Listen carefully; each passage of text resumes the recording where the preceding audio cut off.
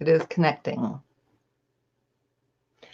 Hi, everyone. I'm Deborah Borchardt. I'm the CEO and editor-in-chief of the Green Market Report, a cannabis website that's focused on financial news. I'm sure you hopefully have already heard of us. Also, you know what? Sign up for our newsletter on the website. We're happy to have as many names as possible on the newsletter. I'm super excited to have today's event, the State of Cannabis SPACs.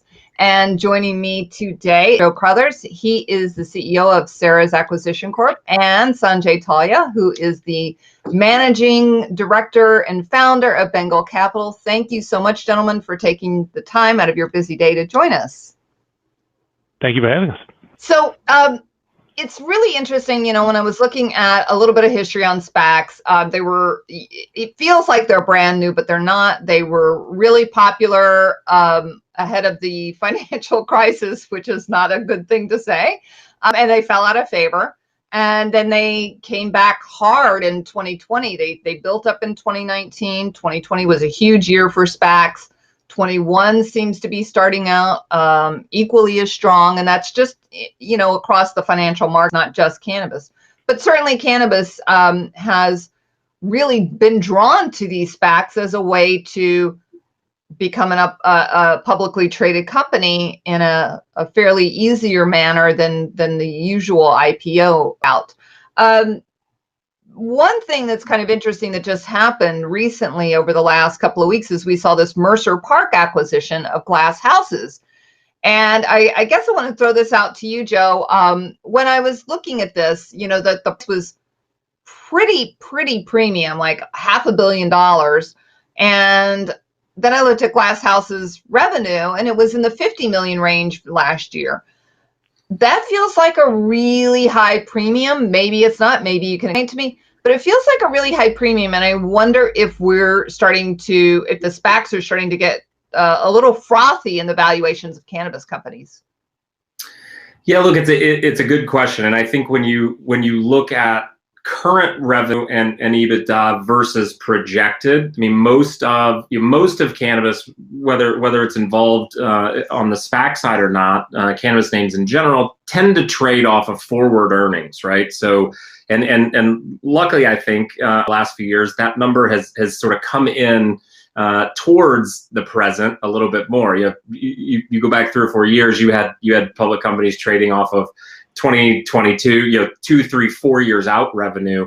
I think now you're really looking, in Glass, your point, that deal was basically done as a multiple of 2022 multiples. So essentially, our deal was done on a 2021 basis. And I think what you're seeing, so when you do in fact rewind that to today, got to correct obviously for the growth, right? That's what you're paying for there in terms of that multiple. So you're right, they are going to look expensive if you look at it versus today. But if you look at the idea of where they're really trading off of, which is expected earnings in 21, 22, then you get more towards the the normalized group and the comps in the public market today.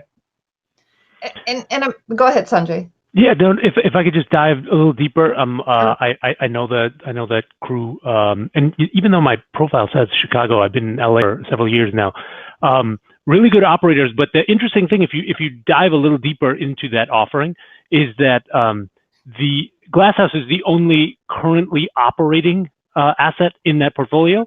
And the Glass House piece of that acquisition, the overall number is $500 million, but Glass House is a piece of that. And there's another, 9 figures of build out for that greenhouse, and then there's license acquisition. So just comparing like the revenue compared to the entire piece versus the Glass House piece, it gets you down to something more favorable. It's not as, it's not as forward looking. But he's completely right. Joe is completely right. Like, this is a story of here's the infrastructure on how we're going to build the future. And if you look at those forward numbers, there's a lot of execution work to be done, but it's not as wild if you do your research and you think that is a team that can build out based on that infrastructure. I think it's just we see these $200, $300, $400, $500 million headlines, and it seems a little mind-boggling, and that's, I guess, maybe what I'm reacting to. Is it getting to a point where there are fewer targets for these SPACs? Because it's hard to say, since we have so many states that are going to be coming on board with all the legalization work that's happened in the last, really just already in 2021. So I'm curious about that. Are we running out of targets, or is that not the case with all these new states coming on board? We're going to have new and emerging targets. Sanjay, you want to take the first cut of that? I have some very specific opinions because of the process. I agree. You know what? I'll follow you, as you've been out there hunting, so you would have a better lens than me. So please go ahead.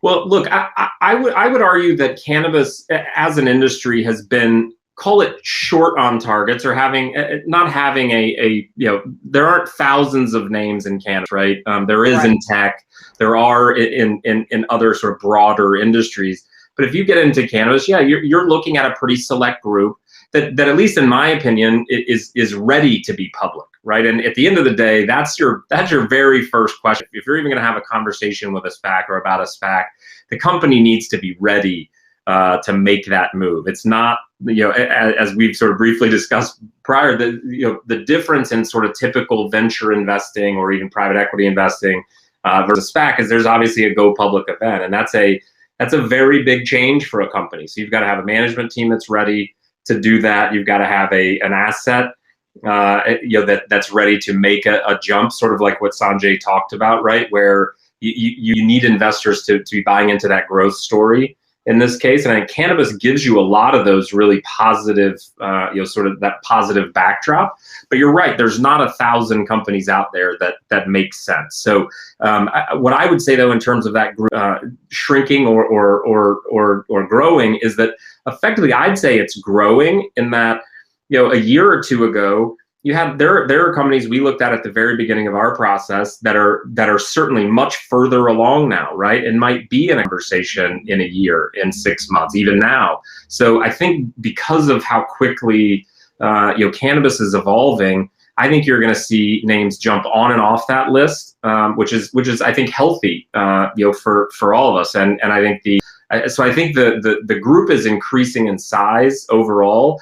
However, there are more SPACs. There's more competition from outside the cannabis industry, even in the SPAC space, right? You've seen a lot of folks come into cannabis to get a deal done, and then you've seen a lot of cannabis SPACs, pivot outside of cannabis. So you will get a lot of movement back and forth there, I think, as well. But I think generally, the competition for SPACs and what would limit the targets more than anything would be that there's a lot of folks in the industry. There's a lot of capital out there now. A lot of the large MSOs have pretty healthy war chests, and I think that's where you're going to see more of the competition for that set of names, more so than the SPACs fighting amongst themselves, if you will.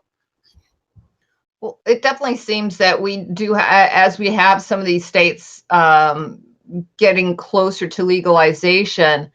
I feel that maybe some of them weren't as much of a focus, and now they are becoming more focused because the potential of the recreational sales revenues all of a sudden changes the picture pretty quickly. It's one thing if you've got a medical only market that's doing okay and is healthy, but then you throw in that adult use and that just blows up the revenue. So all of a sudden now I feel like maybe the SPACs are going, oh, hey, I like you said, like I hadn't thought about them, or I've thought about them, I've looked at them, but I passed. But now all of a sudden the picture's changed. Yeah, look, management teams at SPACs are going to, at the end of the day, the companies that they're bringing public and the deals they're looking to do, as I said, have to be ready for that stage. And I think that's a big part of this. But I think the numbers that we're seeing, certainly there's more out there, there's more attention on the industry, but I think you are seeing more and more conversation around the new states. But at the end of the day, a SPAC team's got to get a deal that investors want to invest in, and investors tend to react to recreational markets, to the news, right, of states coming online. So I think you see those states get more attention as rec gets closer, and investors certainly increase their interest. And that's where I think you'll see, whether it's the IPO market or the SPAC market, I think you'll see, folks tend to resonate more investor-wise. They tend to resonate more with markets they understand and are sort of known, right? So something that's a pretty tight medical market for a long time is not getting a lot of attention from investors, most likely. And I think that's where you're seeing, as things come online, you see a lot of focus on them. It's because the investors, sort of understand that, and that's what they want to be focused on. Well, it's funny that you bring up investors, because that's a great segue over to Sanjay, because you had written, or Bengal Capital had posted a piece, I want to say about a month or so ago, about investors in SPACs and how a lot of the value, the share prices had fallen off. And luckily for Joe, Sarah's has not. So what's happening there with the people buying these shares? Are they just not, being drawn to them? Are they just waiting for the original SPAC members to leave and then buy the shares cheaper? What's going on there? So the mechanics of how a SPAC works, right, are very interesting, where you have some members of the initial kind of investor class of SPACs that are I think we lost Joe, are de-risking their positions as the stocks start trading up post-announcement, right? And so you almost have official selling at that point, where there are investors that invest in the structure of SPAC, but aren't really vested into the long-term holding of that target company. But to me, that's an opportunity for an investor that actually understands and has done the homework that, hey, look, this stock should be trading at X, but it's trading at 40, X minus 20%, because there's artificial mechanical selling going on from the SPAC investors trading up. I will say, there's no perfect answer to your question. I would weight it in different buckets, and among the buckets, and you can debate on what percentage to put each bucket in, is, first of all, these are very volatile sectors in general, right? I mean, it's not just the SPAC world. The whole cannabis market's been moving around like wild. So the SPAC, a SPAC company targeting a cannabis company, a SPAC position targeting a cannabis company, you have to assume that it's going to move very similarly. The same with a lot of these early growth kind of venture-backed-ish companies that other SPACs have played on. When you get a draft, the beta of those stocks is going to be really high. So I don't think it's anything kind of disconcerting. People have to just get used to the fact that a lot of these businesses are going to be extremely volatile. There's not a lot of institutional support yet, especially cannabis. So you tend to have volatility both on the upside and downside, right? And the downside is almost more interesting because there's not a lot of volume. There's very little one kind of motivated seller, be it from the inside or early holder that just wants to cash out some of his position, can have a inordinately large impact on the share price, whereas in a more traditional, robust ecosystem of capital markets, right, there are institutions lining up to buy like founder shares and stuff like that, and block trades and take advantage of that kind of stuff. Where we just don't have that yet in cannabis, so it tends to exhibit high volatility. That's like just my riffing on the topic. I don't think there's one specific event that's caused that sell-off. That's my take on it. Yeah, I sorry, Deborah. No, go ahead. You're right, Sanjay. And I think one thing that's sort of underpinning a lot of this is that a lot of the names we're talking about are traded on Canadian markets, right? So you have a little bit more thinly traded names, so that always makes it look like. And obviously, technically, the volatility is moving more because of that, even though it may not be as real at the end of the day. It is still moving, and you're still getting in some ways as well. But Sanjay's right. I mean, cannabis in general is a big part of that, right? The high growth. I mean, there's going to be a lot of peaks and valleys there, and at the end of the day, that's sort of part of the evolution of the industry, I think.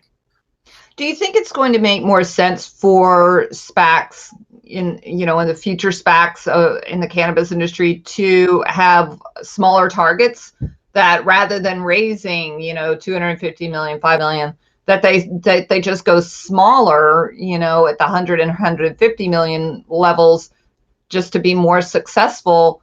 Or does it just not make sense to do it at those smaller amounts?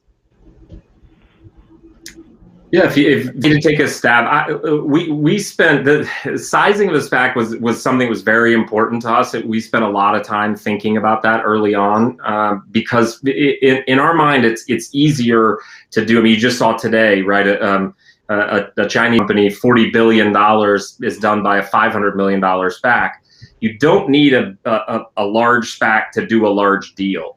It's in my mind, it's much easier to do a larger deal with a smaller SPAC than it is a large SPAC and a smaller deal. The economics just don't work as well in the latter case. So, to me, I think generally my personal opinion has been smaller is better because that doesn't limit your upside. It merely sort of makes it easy to do things that are smaller if in fact you need to or decide to do that. So, to me, it does make sense, but that doesn't mean larger SPACs are a bad idea. You've obviously seen a little bit sort of backwards. A SPAC our size, 120, doing a $2 billion deal.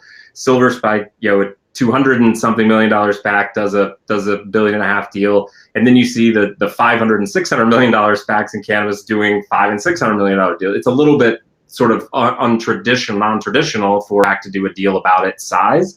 But that doesn't mean it can't work. And we're obviously seeing that it can. So I don't know that the size actually matters as much as it reads on the headlines. I think you've seen it kind of flex both directions.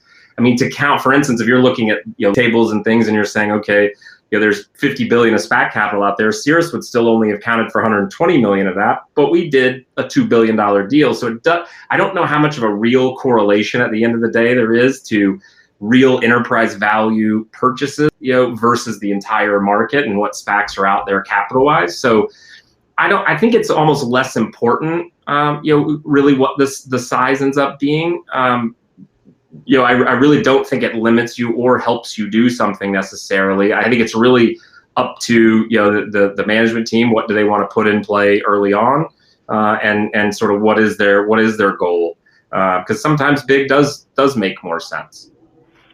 My intuition is that when a lot of these SPACs were raised, it was about a year and a half ago or about 2 years ago, when the cannabis market specifically was in to call it a depression would not be that much of a stretch. Like the cannabis capital market, it's definitely a bear market for sure. Oh, I mean, it was a nuclear winter for a lot of us, and no, really, and when those SPACs had the opportunity to all of a sudden find a new source of capital. And having money thrown at them, literally thrown at them, right? Without really much on the de-SPACing process. Why would they say no? There was a lot of just thought about why would I say no to this? And without the deep thought into, look, it's going to be hard to work our way out of the position on the back end. But it's at that moment, nobody had any money, and so to have a blank check for $300 million, it's hard to say no to it. I also think, to Joe's point, it's going to be now, as we've gone through reps of this, and especially the bankers have worked on it and whatnot, you're going to have a much more targeted class of investor too, right? In the past, a couple of years ago, there was very few different types of SPAC investors. Most of them were pretty vanilla, and they had their own strategy around it, and you kind of knew what it was. Now you're gonna have a lot more people that are targeted into specific industries like that. You could have a high confidence they're going to stay in deals and they're going to participate in pipes. The pipe is probably more important than anything at this point. So you're not really limited like this. I think you can flex up and down depending on if you have the partners in the SPAC and that you have good connections into the aftermarket pipes. Could you go a little bit deeper into the pipe aspect of this, Sanjay? Because I think sometimes our people don't quite get that part of it. Well, the pipe is the follow-on upon which the investors that are coming into the pipe know the transaction, right? Before, when you raise the SPAC on the first go-around, you are pitching a story as a management team that, hey, I will find a deal.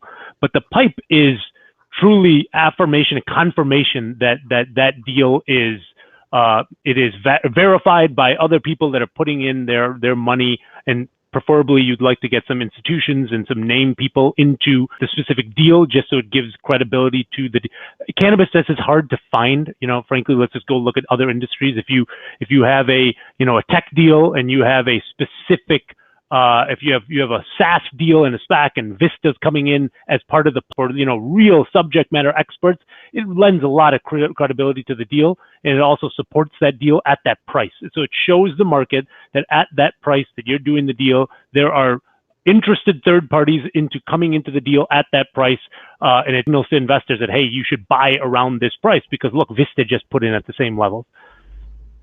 Okay, great. Thank you. I appreciate that.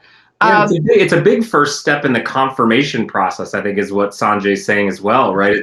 We go out at the beginning and you tell investors this is what we want to do, but as we've seen, folks pivot left and right all the time. So it doesn't mean that's what you're going to do, and those sort of early pipe conversations are really the first time you get to really take investor temperature on. Do you like what we're doing? Do you like where we did it, the way we've structured it? So it's a really good, that's where the collaborative sort of part, if you will, of a lot of this works, is that you get to do a lot of that behind closed doors versus the typical IPO process where you're out there exposed as the entrepreneur, the management team of the company, you're out there exposed in the world is going to tell you very publicly what they think of you. Early on. This way you get to sort of wade into that water a little bit and understand where are we, what do we need to tweak something? Do we need to add something? What do we need to do to make this a company that's ready to be public and generate investor interest? It's interesting with SPACs is that the members can jump out if they don't like the QT, which is the qualifying transaction. We definitely saw that in one of the first cannabis SPACs, MTech acquisition that chose Akerna, which I think it was MJ Freeway still right before all that happened. And if my memory serves me correctly, a lot of the SPAC members jumped out. They didn't like the deal and left. And I've always found that pretty interesting about the SPAC situation is that you can say, yeah, I want to do this. And then if you see the QT and you don't like it, you're like, yeah, no, I'm out. Pass. Yeah, look, which is it's a good and bad thing at the end of the day, right? The good part of it is that it allows investors to sort of wade into it, right? And sort of understand, knowing they have some form of a backstop, and they can say, I want to take a risk on the story that you're telling us that you want to go do. We have some cover there if you're wrong or if you don't do something. So I think that's where you get that initial interest, right? I think it's helpful that they've got that sort of hedge and that ability to do that. And then it's effectively at the end of the day, then for them, it's a free look, right? They can opt out, or if they really like it, they're in at a price where, other folks theoretically, the publicly traded price would already be higher and you wouldn't be able to do it at that price anymore. So that's sort of the idea. It's give them something for taking the risk and sitting, with your stock for a year or 2 years waiting for you to get a deal done. That's sort of their, that's the piece of the free look that makes this all while, I think, to that original IPO investor. Has some of all this, would you think that some of this focus or as much focus has been put on SPACs over the last year has created an opportunity for the venture capital guys or created a challenge? Joe, I'll let you take that. Well, so I don't actually look, and I know it's a lot of venture and PE firms that are sponsoring SPACs, but I look at those two, pools of capital as very different. I think they serve different companies. I think they serve different stage companies, and you do see a lot of venture-backed companies that are going public via SPAC later on. So right. I think they can complement each other very nicely. I think the truth is cannabis needs both, right? I mean, the truth is every industry needs both, but cannabis sure as hell needs both, right? Because we just really need capital to be able to get to us if we want it and when we need it, right? And when the industry needs it, when companies need it to make those changes. And I think that's what we've all struggled with for a very long time is it has been a little bit feast or famine on capital for cannabis. So to me, you really need help, sort of from both of those camps. I think in Canada, and I think cannabis will do much better if both of those groups are if there's a strong IPO and SPAC market as well as a strong venture community. Yeah, I think capital markets in general, and we'll focus on cannabis here, but just in general, you're always at like a sine wave, right? Like what part of that sine wave you're at, you never know. But cannabis, it's much more exaggerated, right?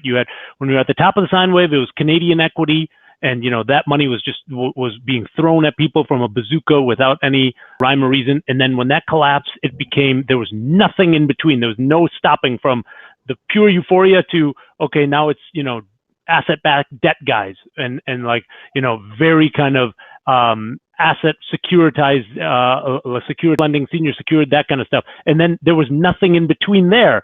And so now you have a little bit of competition again from the SPAC world. Like, we need the tension between these different sources of capital. It shouldn't just be one or the other. There are these periods of time where you could either, you get equity or you don't.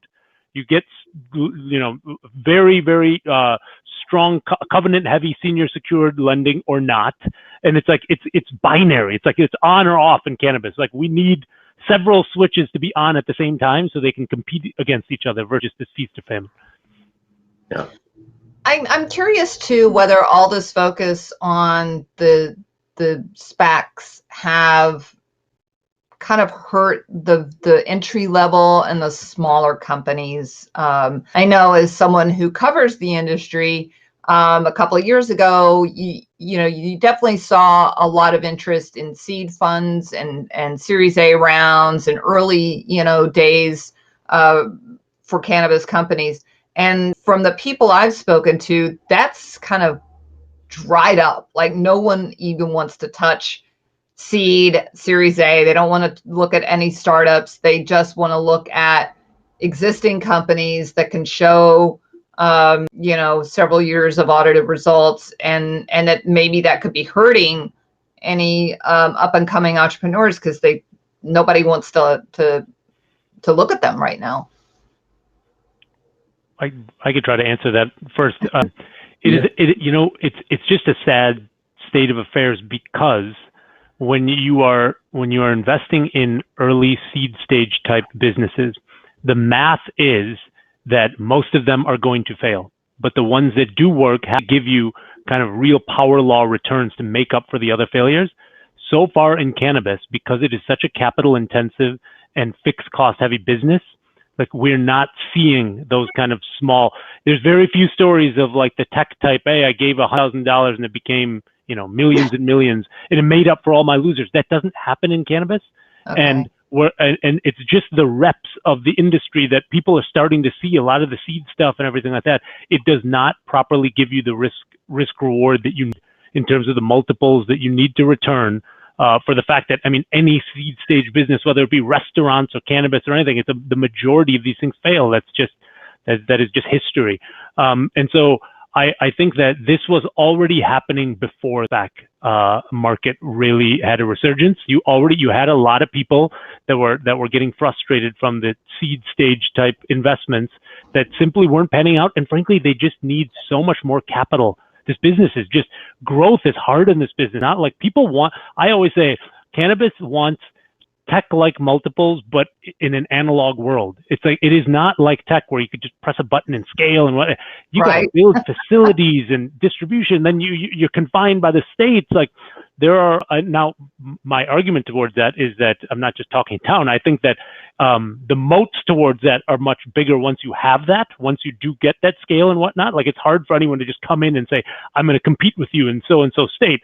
But to get to that size scale, like we are seeing, that the kind of startup type ecosystem that you would have hoped, or that we were all kind of investing in a couple of years ago, kind of didn't pan out the way we all wanted it to. And I don't think it has anything to do with SPACs. More just cannabis. It's just a front end loaded, heavy capex, heavy compliance and regulatory burdened business. That's just the way it is. Fair enough. Yeah.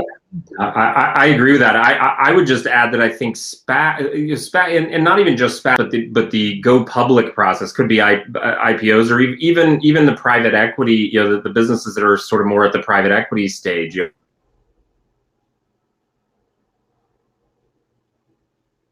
Uh-oh. We lost him. Here he comes back. Yeah, I think you may be right, that it's something that was happening before, and it wasn't a later cause and effect situation with the smaller companies. And you're right, certainly a lot of the companies that were investing in some of these small cannabis startups, lost their money, and it's one thing to have a small business. It's certainly another thing to be able to grow that business, be the right executive to lead that company. Yeah. Hey, Joe, you're back. Hey, sorry. That's okay. So I was just kind of reiterating what Jay had said, that perhaps it wasn't necessarily a cause and effect situation with SPACs and the smaller cannabis companies. It's maybe just more indicative of, like you said, like the private equity that found it was trouble, too much work, having to train executives that were fine when it was a small business, but now when it's starting to scale, they're not the right executive, or they don't have the right skills to bring it to the next level. Because I have talked to people who said it just was too much work and I wasn't, getting them back for my investors. Even with a long window of 3 to 5 years, it was just, a lot of them were just not panning out. Yeah, I mean, I would say I think a lot of and I do understand the idea that a lot of capital has sort of really begun to question the early stage cannabis investing stage. But I think at least what we've seen in the investor base in the SPAC and then in the PIPE is that those are folks that probably weren't doing venture investing in cannabis anyway. They are, in fact, getting into larger fund sizes, financial institutions, which to me was actually quite a bit of a surprise that a lot of these names are investing in cannabis, because publicly they're saying that they're not, or not talking much about it. But so I don't know that it's the capital flowing from one to the other. I do think Sanjay's right that there's been a lot of lessons learned. So you're sort of seeing the pendulum do what it always does, right? Everybody gets very excited for a little while, and then they get scared, and it dries up. And I do think venture will come back there. But Sanjay's right. There are some hurdles in cannabis that are unique to cannabis, and failure rates. When you start getting into legalization and all of the compliance needs, that just means that failure rate it ends up feeling like it's going to be even higher. So I think that risk-adjusted piece in venture is exactly as Sanjay described.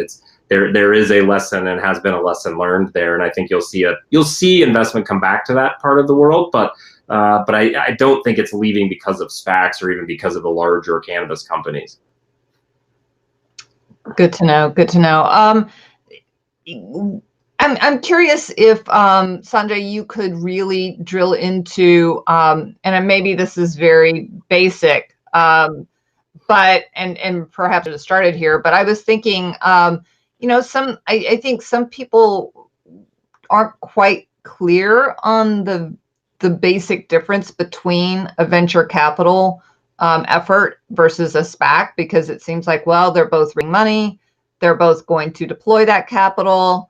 The SPAC has these specific restrictions around it. Why would I want to do that? Could you maybe drill into a little bit more on the difference between the two and why someone would want to go to the SPAC versus the venture cap world? I will give it a college try, but Joe, correct me if I'm wrong on any of it. As just like the internal plumbing and the actual like the disclosure stuff, Joe is much more expert than me at that. But so traditional venture, you're most likely locked up for a long time, right? You have to invest in these strong institutions that play the venture market. We all know these name brand firms like Andreessen Horowitz and Sequoia and stuff like that. But there's not a lot of access there. People like Sequoia caps their funds at several $100 million. Like, so people like the three of us on the phone call here, like we don't get into Sequoia funds and stuff like that. Maybe who does? I don't. Like no one's calling me. But you're not on their speed dial. No, I am not. And like so, the access to those deals is just, it's not even applicable. We don't get access to that kind of stuff. They're very different, right? Venture is very early stage. You think of like seed stage and stuff like that. And obviously it goes all the way up. It is such a robust ecosystem in the Bay Area because I think they've had so much success and recycled capital that it does monetize at the public level, and then they can harvest those winnings, show investors what they've done, and then keep recycling it into their ecosystem.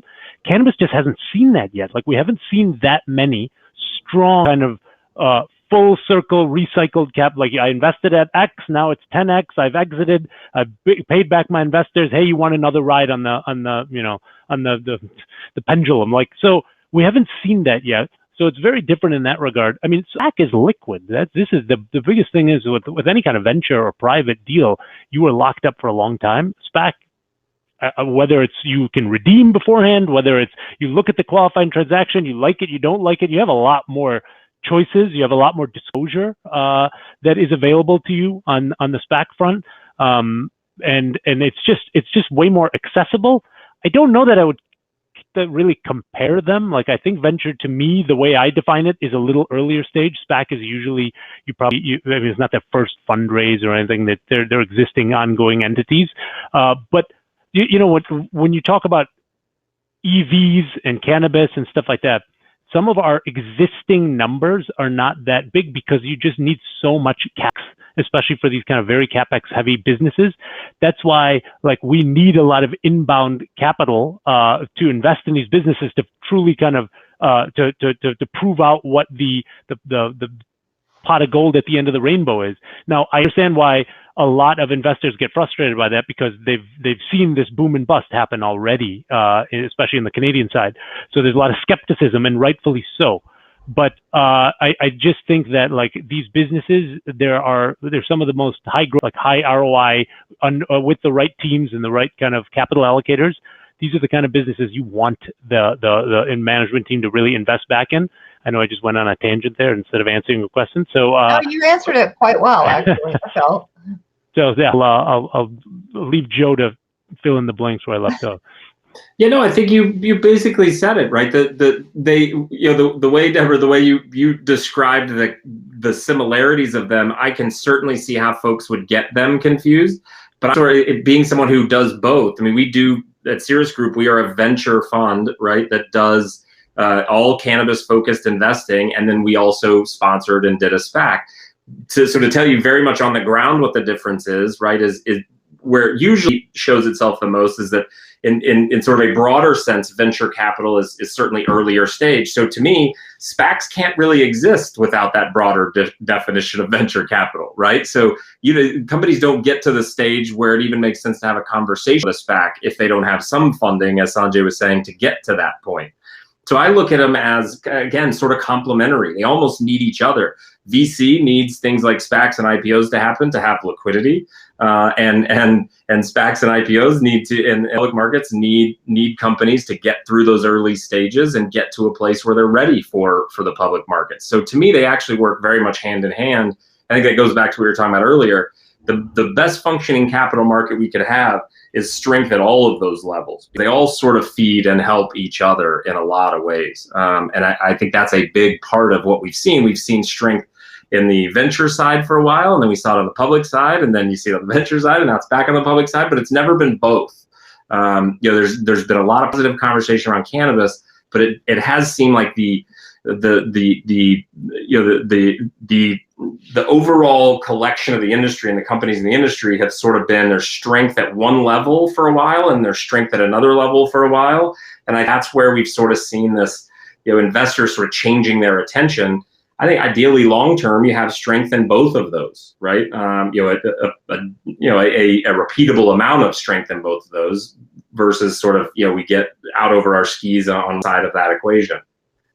I guess I often hear from the retail investor, which is usually the smaller level person that's trading, and they often ask how they can get in on these deals in the early days, and it's a little heartbreaking to explain. Kind of like what you were saying, Sanjay, is you're not getting in on that until it's hitting the secondary market.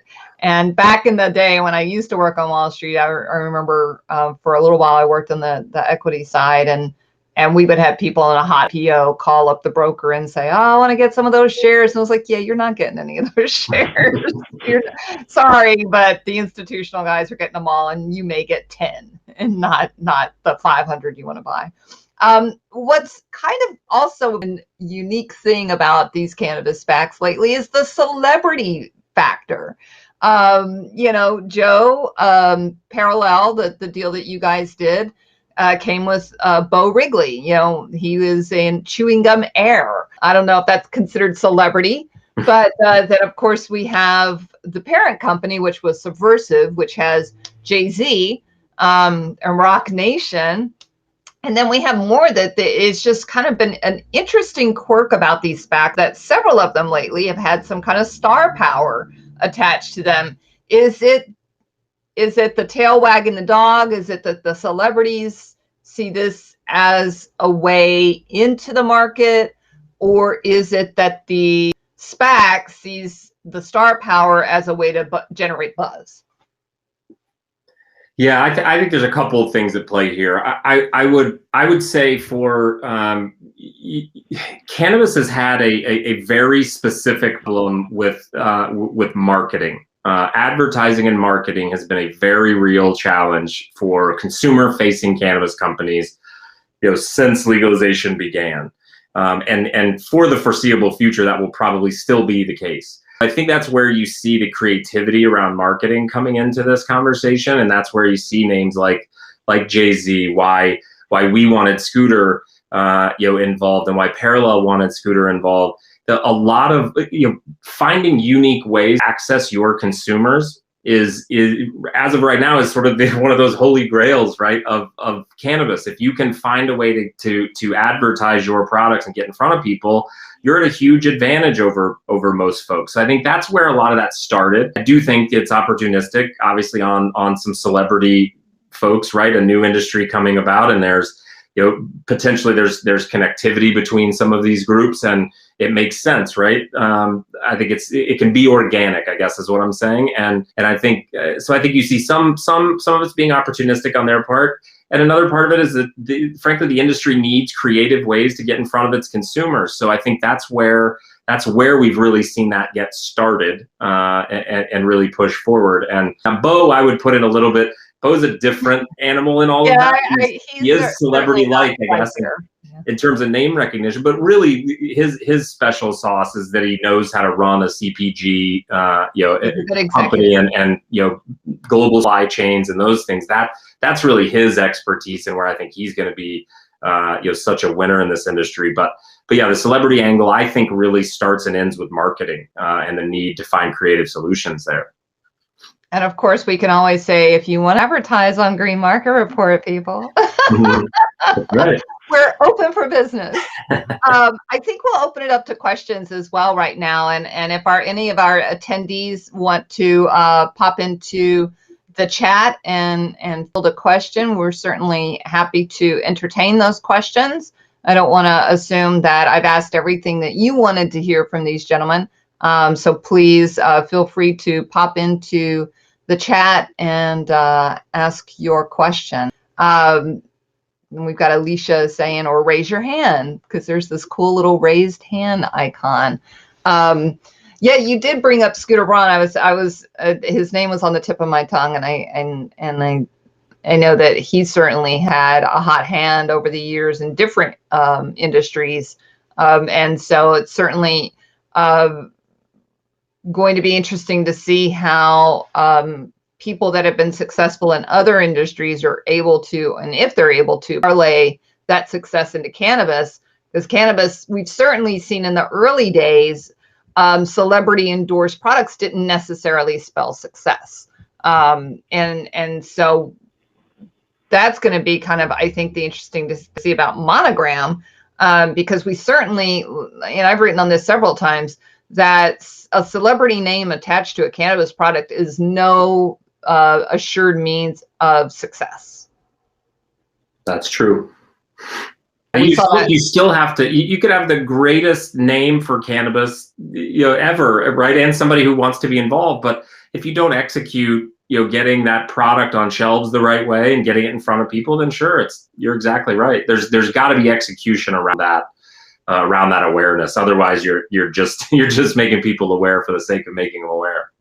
Yeah. I think Marley Natural is a good example. And I'm not saying anything about the product itself. It's just that when it first came into the market, a lot of money was spent. It seemed like a no-brainer. Bob Marley, it just seemed like a perfect solution or a perfect combination. And yet, my understanding was the sales were tepid. People weren't thrilled with the product. So we do have a question from Scott Delgado of Hawkeye Capital Markets. He's saying, you guys touched on the rosy projections and forward valuations. How far out is too far out? 22, 2024? What are your thoughts on the execution risk to get there and how to reflect that into valuations? Arguably, the parent company suffers here. Yes. So legally speaking, at least for us in Canada, we really can't go out more than into 2022. So it's sort of a 2 years is the most you can really talk about from a legal perspective. I don't think that's what he's asking. What he's more asking is how do I think about what I'm seeing in terms of projections and how to sort of back into where does that mean we are today. And look, I think I think it's a good question and an analysis that each person needs to do, because you're right. All forward projections are certainly not created equal. I think you do want to dive into those projections and see, do you think they make sense? And then as you get into them, there's a lot. We could sit here for hours and talk about how to decide what makes sense there. But I think once you do that and you get a number in head, then you can sort of back into, all right, what does that mean if that is in fact what they achieve next year? What does that effectively mean I'm paying today? Right? So the market wants you to look at the future. Okay, fine, but let's back into then what am I paying for that today? So, and if you don't think that forward projection is accurate, you think it should come off by 20%, 25%, then adjust the price you're willing to pay today when you comp it to other names that you could purchase instead. I mean, that's how I would think about it.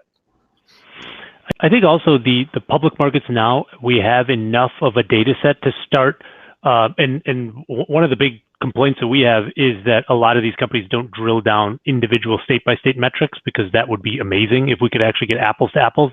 $1 in Arizona is very different than $1 in Pennsylvania, and vice versa, whether it's wholesale or retail. And so this will all start happening, especially with the S1 filings, and like as things hopefully move on to the US, you're going to be able to get a much more granular look at those forward projections and how they compare with specific markets that those companies are in. Like parent company, you can compare it to like Glass House and other big California companies and whatnot, and you could start doing an apples to apples comparison. But I see, everyone handicaps these things massively, right? I remember seeing, and we all do, 2018 and 2017, everything was a hockey stick, and nobody believes those anymore. But I do think now we have the reps and the data out there, if you know how to find it, to not perfectly, but much better handicap some of these individual states and the licenses that some of these companies have, and what their chances are of fulfilling some of those numbers. Well, and we've got another question. I think, part of in cahoots with what Scott's saying is we certainly have seen a lot of companies lately scaling back on their operations, whether it's in Acreage Holdings or Canopy Growth, where all of a sudden they are shutting facilities, selling assets, laying off employees. So certainly not hitting their projections. And we have Greg here from Shasta Grown, who says, do you see region of production, whether it's California or Northern California, as a differentiator long-term for consumers?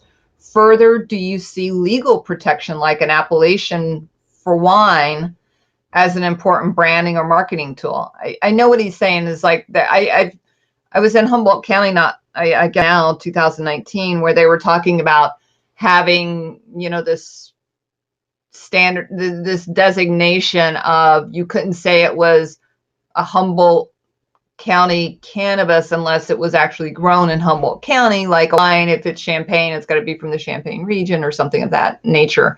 That's a great question, because the terroir can determine the cannabis, and it does seem like the consumer can be kind of exacting and may not. I'm sure there's going to be the world of the Budweiser level cannabis consumer who just wants a pre-roll and doesn't really care what's in it. But I think that a lot of cannabis consumers are very, very invested in the product. So, oh, go ahead, Joe. Yeah, well, you're exactly right. I think where it will matter is where you can really tell the difference for the sort of, for the more truists, right? That really care, about flavor and really want to sort of keep that historical nature to it. I think so. Absolutely, I think if what you're asking really is the Humboldt name marketable down the road, absolutely, I think that's marketable. If it's done, I think that could be marketable. The problem is a little bit, you get into a lot of the folks now are obviously what we're consuming is a lot of indoor, it looks very pretty, but it's indoor flower. And yes, there is technically could still be a difference in indoor grown in Northern California and indoor grown in Southern California. But I don't know that you get that sort of purist feel, right, from indoor. So if we're talking about just as a marketing play, I do think there's a future there. I think you're absolutely the same, exactly what you said with champagne and Kobe beef and other things, right, and blue cheese. So I think there is some of that, but I don't know that given that we're mostly now consuming either outside of smokables, of course, when you get into vapes and those things, I know that it matters as much the source there, because you're dealing with oil and in a lot of cases, it sort of reintroduced terpenes, et cetera. So I don't know if that sort of really traditional cannabis experience, is really what drives it all. But at the end of the day, I do think there's going to be a consumer who likes the idea of smoking something that comes from Humboldt. So I think that's a marketable thing, absolutely, if it's done right. Or sun grown, or Absolutely. designation like that, or I think if it may be that the differentiators are going to be the ones that are able to really grab the consumer, whether it's a local thing like I want to buy from my Hudson Valley cannabis grower versus some no name. We have a question. A company like AYR, arguably a top 7 MSO that was formed via SPAC, traded a much lower valuation than its peers like GTI, Cresco, Cure, et cetera. Any ideas why do you see that as an opportunity for investors? I'll tell you, in the beginning, AYR was massively hindered by their listing on the NEO. They had no liquidity, and they had liquidity begets liquidity, right? I mean, the more these things trade, the bigger their investable universe of investors from institutions and whatnot. If you're trading $10,000 notional a day, it doesn't matter if you're the greatest stock ever. 99% of institutions, 95% of people can't even put on a position. AYR suffered from liquidity in the beginning, and now obviously they have answered that question and solved that problem with a bunch of offerings, pipes, ton of institutional support. They are still, in my opinion, a good value. I think that people underestimate. I've seen this on the very ground level within these companies, how hard these integrations are when you buy a licensed asset in a different state with a different team and a different C-suite. Like it takes a while to realize these synergies. AYR is arguably the best in the business at it. So if I would trust anyone to do it and do it well, it's them. But I do think there's a lot more risk into, you can't just, a lot of these deals are done just on the whiteboard and say, hey, put this here and that there, and like assuming that it all just fits together and like synergies are instantaneous. And it takes a long time, especially with these physical assets and grows and stuff like that, to integrate it all. So I think it'll take a little bit more time to properly integrate and then get on the same level. But AYR is well on their way of earning everybody. They've already earned anyone that knows them in the business, understands that they have very strong operating chops and stuff like that. But the market will soon give them the same credence that some of these other guys do. I firmly believe that they're well on the way of doing it.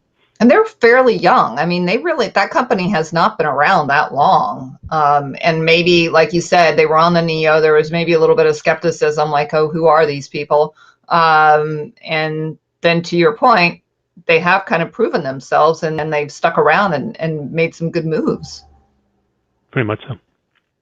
Yeah, they've basically shown everyone what their prowess is finding a group of assets that nobody else sees working together as well as they do, and then they go make them work together, and that's exactly what they've done. I think that's where you've seen their valuation jump too, is once they sort of proved this idea we had as it's coming together is now really starting to make sense. Sort of like the fixer-upper house, right? 80% of people who look at that house don't see the vision for it, but that group that does, that's the folks that are in at the beginning, and then now you're seeing everybody else is starting to see what that house can really look like.